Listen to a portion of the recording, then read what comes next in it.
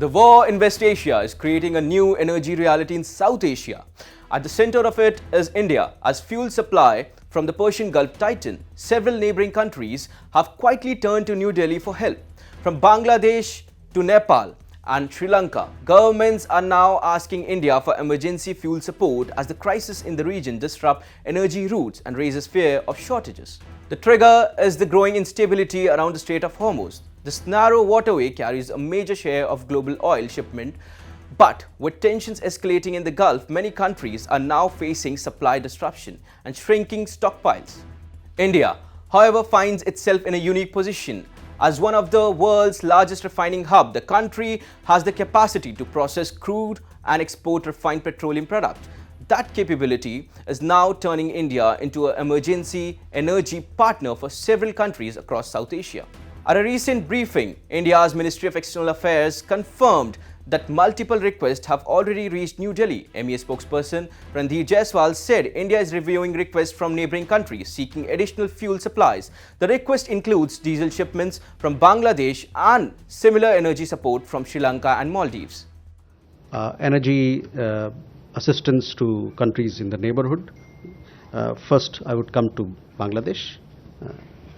As you know, India is a major exporter of refined petroleum products, especially to our neighborhood. We have received a request from the government of Bangladesh for supply of diesel, which is being examined.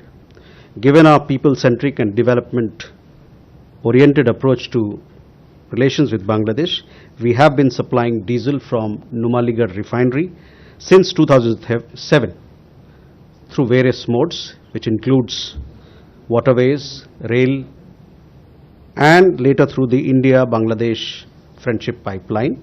A sale purchase agreement was signed in October 2017 between Numaligarh Refinery and Bangladesh Petroleum Corporation for supply of high-speed diesel on mutually agreed terms. It bears mention that whilst diesel exports to Bangladesh have largely continued since 2017, India's refining capacity, our own requirements and diesel availability will be factored in while taking decisions.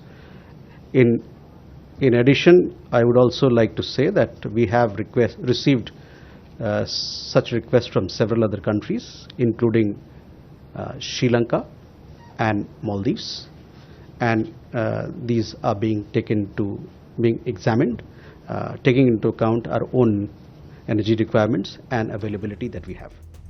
But officials say any decision will first consider India's domestic energy needs. Still, the requests themselves underline a larger geopolitical shift. In times of crisis, regional nations are looking towards India as stable and dependable supplier.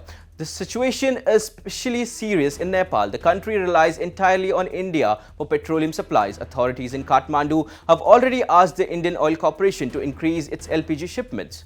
Nepal has requested an additional 3,000 tons of cooking gas every month. But for now, Indian suppliers are continuing deliveries under the existing contract.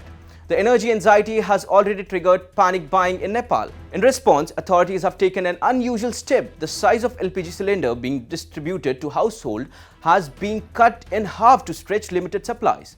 The pressure is also mounting in Bangladesh. Dhaka imports more than 80% of its energy from the Middle East. Now, with shipping routes under strain, Bangladesh has asked India to increase diesel supplies beyond the current contract of 180,000 tons annually.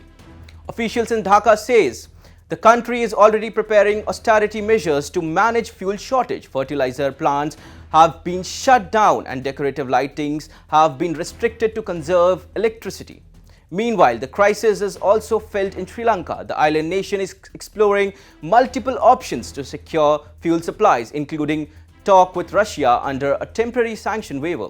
Sri Lanka imports billions of dollars worth of fuel every year and has limited storage capacity to manage prolonged disruptions.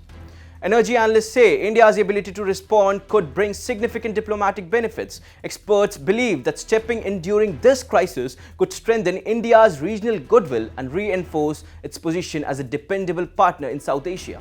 But there's another reality as well. India itself imports nearly 90% of its crude oil. That means New Delhi must carefully balance regional assistance with domestic energy security.